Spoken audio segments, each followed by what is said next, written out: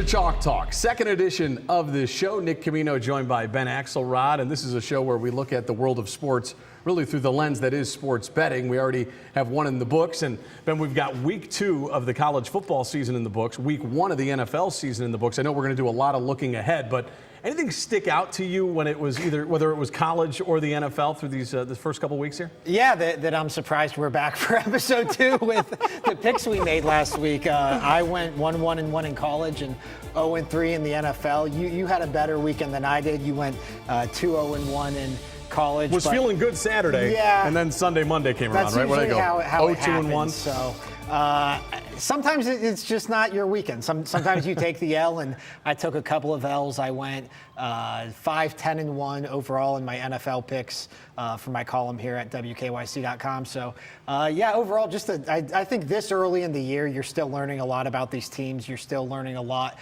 about coaches and quarterbacks and all of that. So we have a little more information now, so I feel a little bit better about my picks this week. But yeah, tough weekend for me overall, at least. And we'll get into our picks for this upcoming week. We'll each give 3 picks in college. We'll each give 3 picks in the NFL, and all of it is for entertainment purposes only.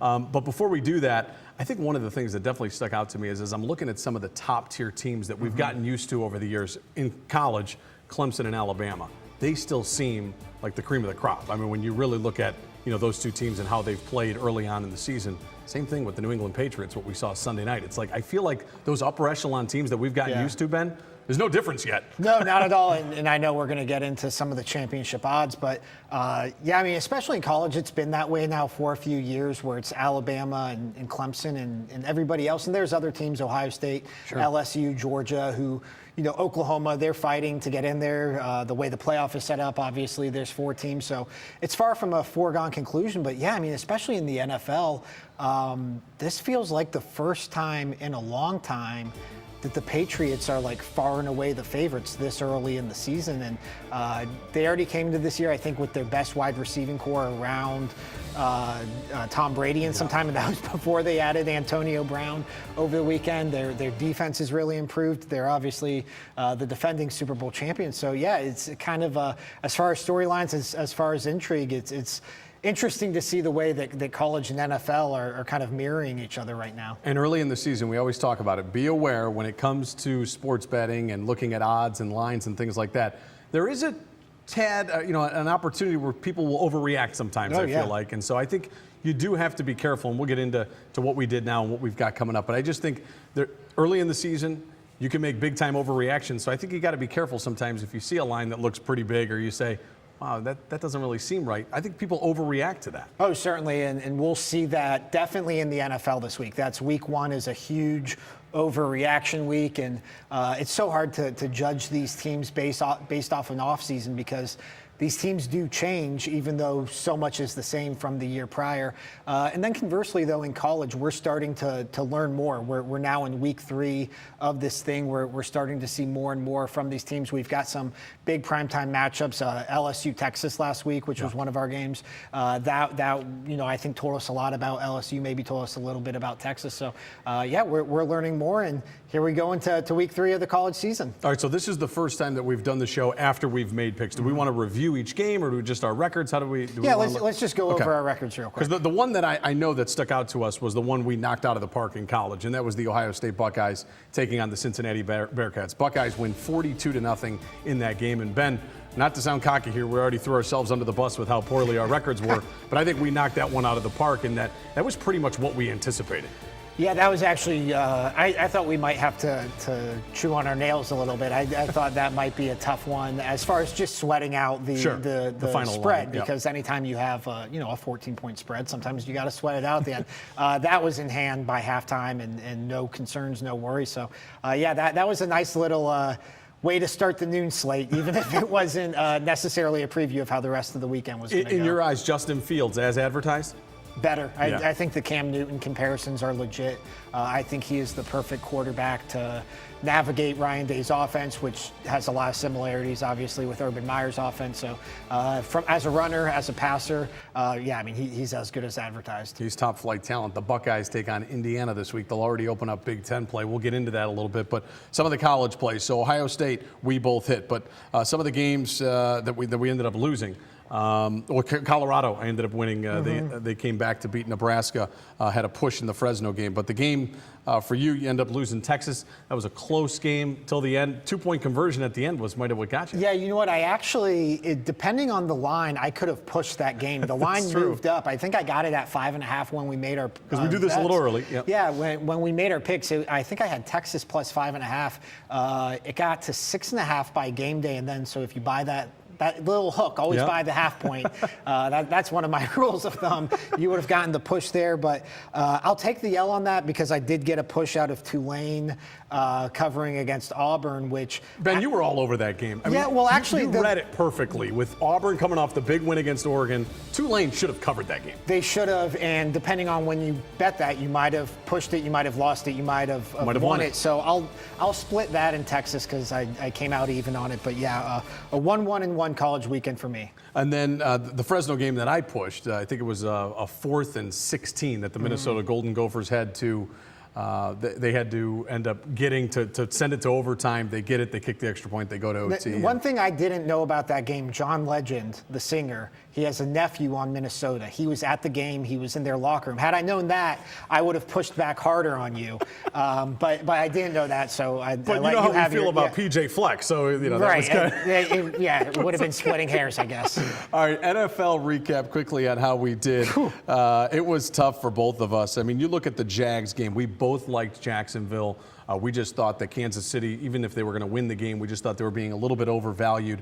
Doesn't help when Foles gets hurt. Well, yeah, I mean, I didn't predict Nick Foles to break his collarbone in the first drive of the game. Yeah. So, I mean, that's going to happen. And that when that happens, you know, the bet should come off the board. Yeah. Like, it really, I wasn't betting on whatever Jacksonville's backup's name is. I was betting on Nick Foles. But yeah, sometimes that happens. Sometimes you're on the right side of it. Sometimes you're on the wrong side of it. And this week I was on the wrong side of it. Thursday Night Football, that game that kicked off the Chicago Bears. I mean, that was one of the uglier games. That set football back. What was it, the 100-year anniversary this year? That set football back 100 years.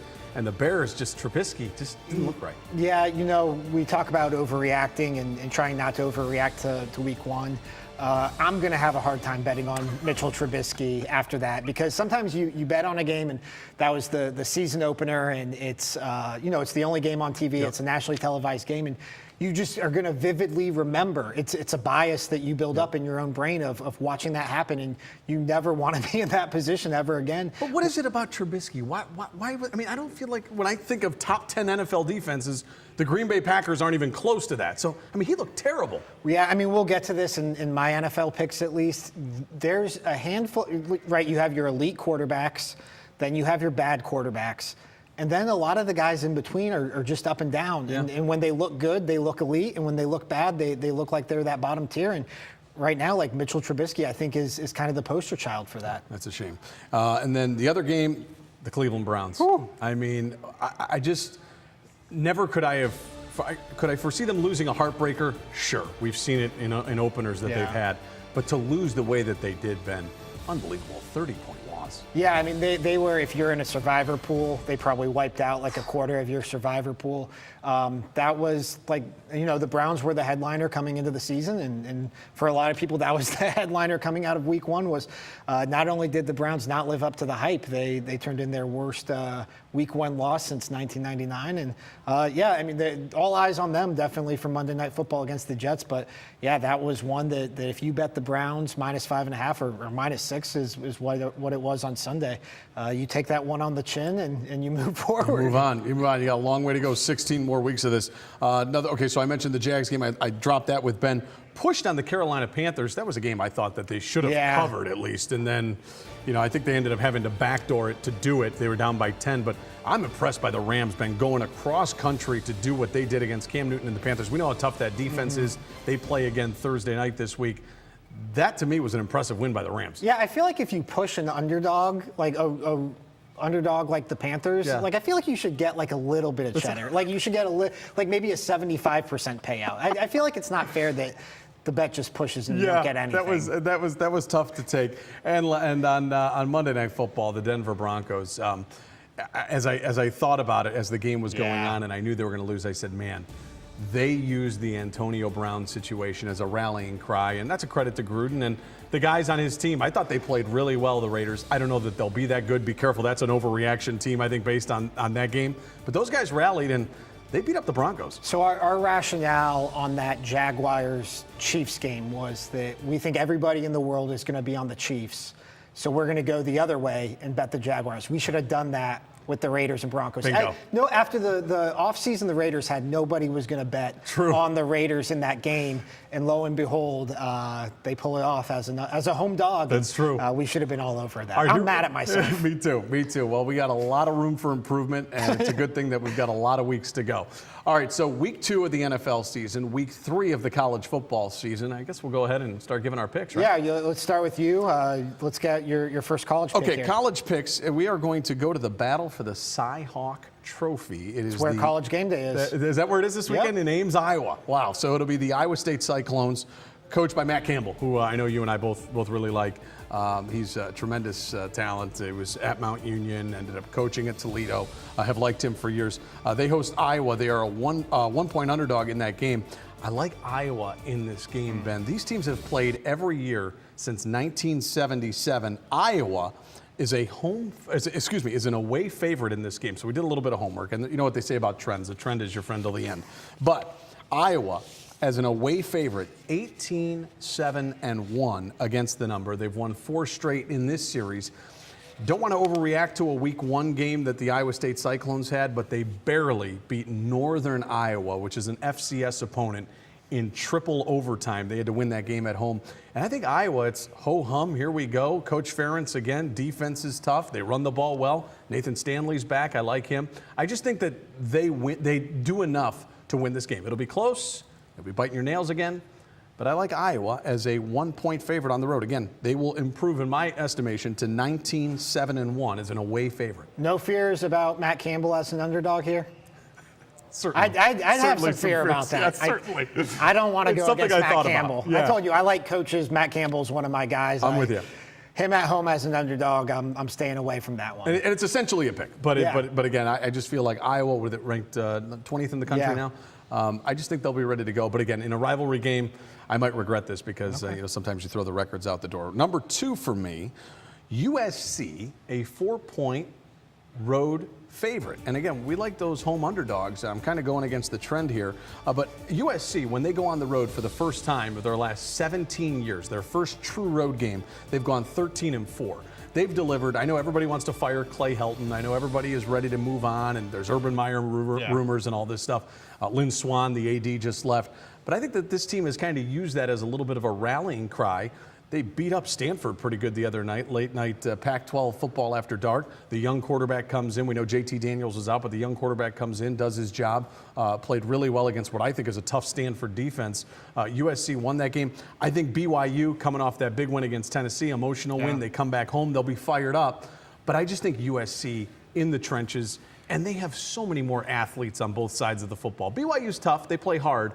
But I think that they need way more horses if they're going to keep up. I like USC even minus the 4 in that game. I think USC is like one of those programs right now that bizarre things just happen at. They fired their AD, Lynn Swann, this week. Obviously, everything that's gone on with really their coaching staff since Pete Carroll left for the Seahawks. Like, if you told me they were going to fire Clay Helton at halftime and Urban Meyer was going to coach them for the second half, like I'd give it like plus 450 odds of happening. Like I wouldn't bet on it to happen, but it might be worth a long shot play. So yeah, like I'm going to take USC under a touchdown just because.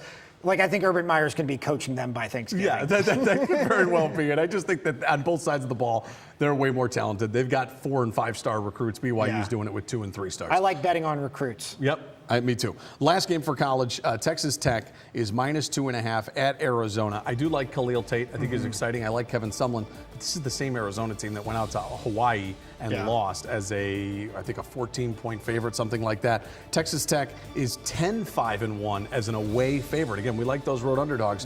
But those home underdogs. But this is an away favorite. They're 10-5-1. And in the all-time series, Texas Tech has gone 26-4-2 against Arizona. So we did a little homework on this. I just think those trends continue.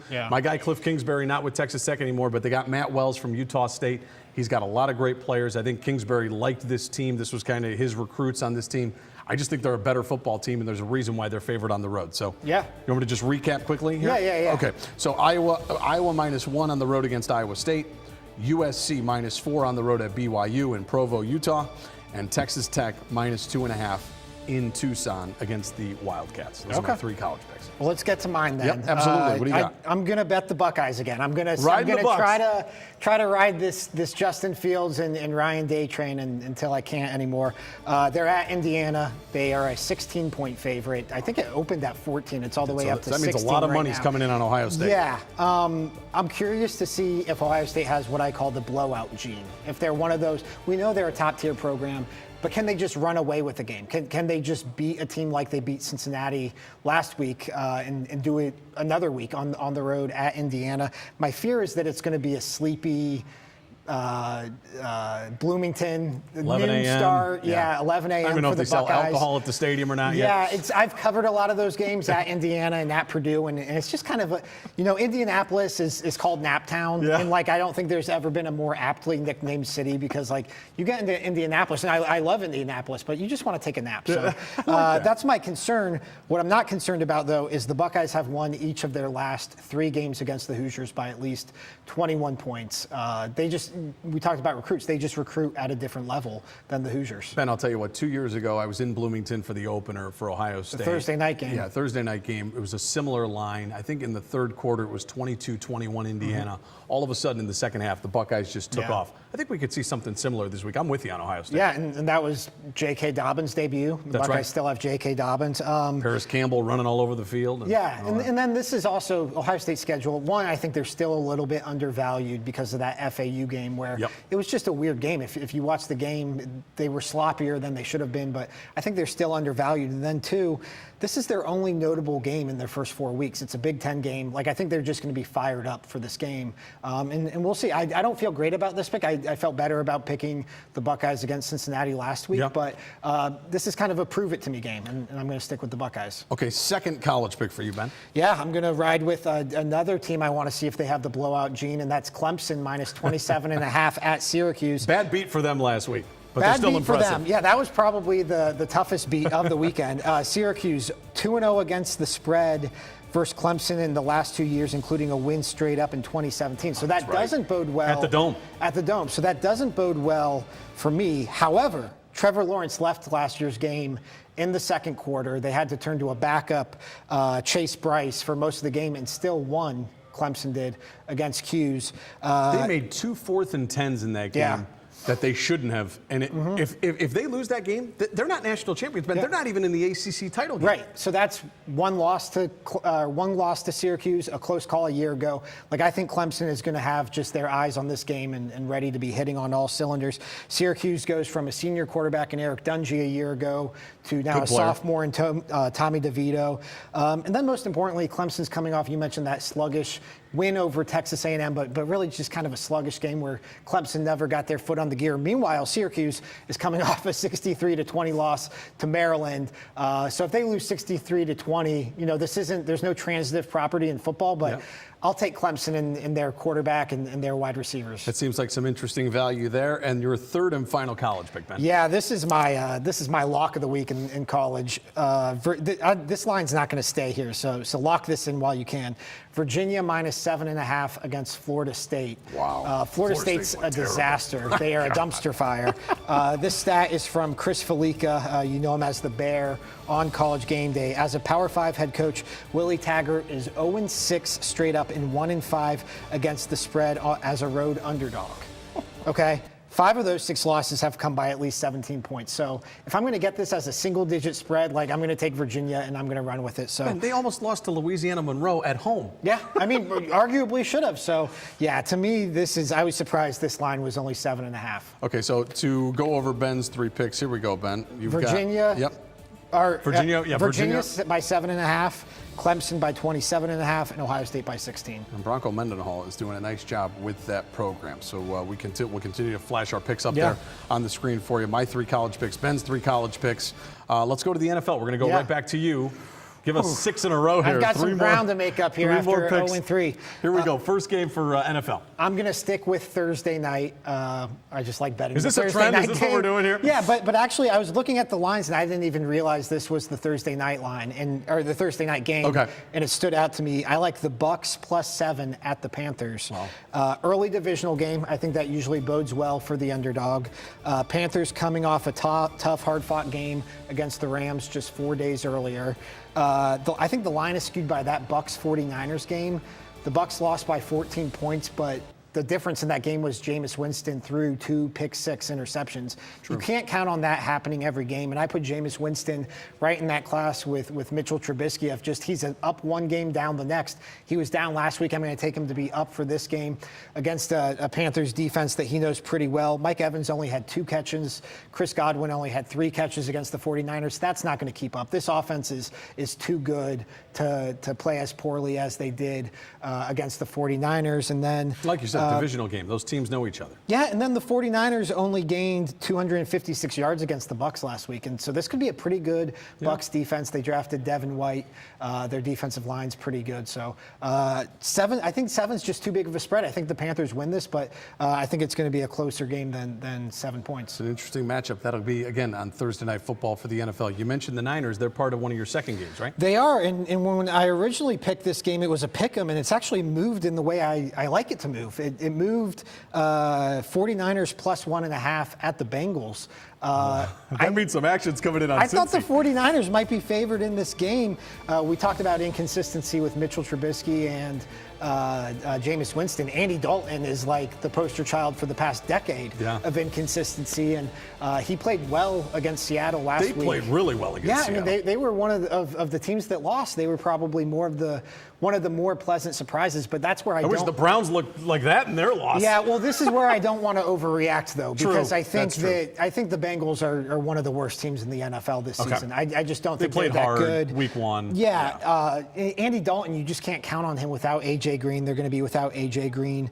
Again, the 49ers stayed in Youngstown all week after the trip to Tampa, so no time difference, none of that nonsense. So I feel like that Youngstown, they make that Youngstown trip sometimes. I feel like it usually works out for them. Yeah. And then the 49ers without Tevin Coleman. I don't think there's going to be much of a drop-off, though, to Matt Breida. And like I said, the 49ers only allowed 295 yards to a pretty good Bucs offense. If they can do that to the Bucs offense, I think they'll have no problem bottling up the Cincinnati Bengals. So I'll take the 49ers +1.5. So far, you've got 2 underdogs. Yeah. Give us your third and final NFL pick. Well, I've got a road favorite now, and that is the Cleveland Browns on Monday Night Football. Can't possibly look that bad again, right? In a loser leaves town match against the New York Jets, who are coming off their own heartbreaking loss to the Buffalo Bills. I think it's as simple as the Browns are in a must-win position. I know the Jets are too, but I think the Browns are the better team. I think Vegas was not scared off, or odds makers, whatever we want to call them. Mm-hmm. I don't think they were scared off by that Browns performance based on this line. Like, I think if this was a Week 1 matchup, I think the Browns would probably be a 3-point favorite. The Jets might be without C.J. Mosley, or at the very least, he's going to be hampered with a groin injury. When he left the game against the Bills, that's where that game turned last week. So I just think, I liked the Browns before the season. I'm not going to overreact to Week 1. 3 is a little heftier than I want to lay, 3-point line. I liked this better at 2.5, and I'd like it better a little less. But ultimately, a 3-point line, I think you go with who you think is going to win the game, and I'll take the Browns in this one. All right, so let's recap your NFL picks. You like the Buccaneers getting 7. Ben likes the 49ers getting 1.5 at Cincinnati against the Bengals, and the Cleveland Browns a 3-point favorite against the Jets at the Meadowlands on Monday Night Football. All right, so I am going to start where you just finished. I also like the Cleveland Browns. I mean, I just don't think that they could look that bad again. I think that they'll correct a lot of things. And, man, the Jets going from up 16-0 to losing 17-16 like they did. to the Bills. I can't believe that, especially at home, the way that they did. So I like Cleveland to cover this number. Yeah, and I think another thing, you mentioned the mistakes. I think they're correctable mistakes, the penalties, the play calling. I think those are things you can fix. And then another thing, Baker Mayfield in primetime. He's played in so many big games already throughout his college career, more than Sam Darnold did at USC and even a little bit last year. So yeah, I don't feel great about that, man, but I feel I don't know. All right, and I feel like we have to pick the Browns games each week. We're going to have to right now, and they're going to have to win this game, no doubt. All right, second NFL game for me, the Falcons at home, getting 1.5 in this game against the Eagles. I just think the Eagles, they were down 20-7 against the Redskins early in that game. I know they rallied to win it, but I think the Falcons, again, they're at home. Big time overreaction to how bad they looked. I know that Coach Quinn was fired up over that. I think them in that dome, sometimes it's a completely different team than what you see with them on the road. So primetime Sunday night football. Absolutely. Give me the Falcons at home. Big day of drinking in Atlanta. Getting points? I mean, getting points at home, I think they win the game. I don't think you're going to have to worry about points or anything like that. I mean, if they were to lose by a point, well, you'd cover with the hook. But I like the Falcons in that game. I think they're a lot more healthy this year.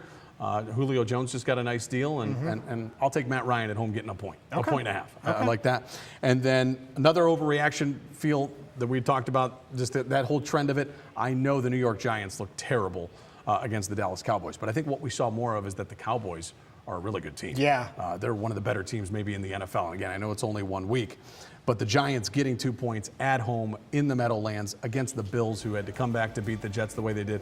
I just don't think they can pull the rabbit out of the hat again. So I like the Giants getting 2 points. Yeah, I mean, for the Bills to start the season 2-0 and steal the Browns' thunder, I don't think that could happen. So yeah, I'll ride with you on the Giants. I actually thought the Giants looked pretty decent for as good as Dallas looked. They were hanging in there a little bit. Yeah, the Giants, that's usually a game where you'd see them fold, I think, and they didn't fold at least. So. That's true, but you can never trust Pat Shermer. My gosh. All right, so just to go through my picks, Browns -3, I'm with Ben on that. Falcons getting 1.5 against the Eagles, and the New York Giants getting 2 against the Bills. Let's wrap up with some odds because I know we're almost done here. Yeah, well, real quick, let's just hit on the Browns Super Bowl odds because I write a lot of these stories for WKYC.com, and it's interesting to track these things. The Browns entered the year at 14-1 to win the Super Bowl, which was the 5th best of any team in the NFL. They drop after Sunday to 25-1. I think that puts them at 11th in the NFL as far as Super Bowl odds. AFC North odds. This was the Ravens now a +175 favorite. But the Browns +200, Steelers +200. That's going to be a dogfight. So still hanging around there, but I don't know. What did you make of the odds dropping the way they did? I think they were high to begin with. Yeah. I think that the market was protecting itself because they were getting a lot of action on the Cleveland Browns. Everybody was betting the Browns. Yeah. So I just think they had to almost protect themselves. 25-1, 20-1. That seems like more. That seems more in range for what where they kind of should have been. I mean, because I don't. My thought of the Browns is they're going to win the division and they're going to win a playoff game, and that's their ceiling. I think they're going to reach their ceiling. I don't think this is a team capable of reaching the AFC title game yet, let alone the Super Bowl. So I just think that it's one of those things where, to win a Super Bowl bet, you have to win the Super Bowl, and I don't think the Browns can do that this year. Are the Patriots the favorite right now to win it all? Yeah, they are. One thing I was going to say about that is sometimes this early in the year, and most times during the year, you can just bet on the Super Bowl AFC versus NFC, and you can get the AFC -110 or the AFC +105. I think the Patriots are going to be in the Super Bowl. And so if you make that bet right now, you got to figure the Patriots are probably going to be favored in the Super Bowl. You could make that bet right now, and come February, you have a juicy little Patriots +105 to win the Super Bowl bet. Thinking ahead. I like that. So I lose so much during the year that I have to think ahead for the Super Bowl. It's interesting to look at those things. And again, all of this is for entertainment purposes only. We look at the world of sports through the lens that is sports betting, and we'll be doing it each week. We've got week 2 of the NFL coming up, week 3 of the college football season. Yep, subscribe on iTunes, leave a rating, leave a review, tell a friend. We're on Google Play, Spotify, SoundCloud, Stitcher, and then obviously on WKYC.com. I think we covered it all. I think we did. That's going to do it for the second edition of Chalk Talk. Thanks for being with us.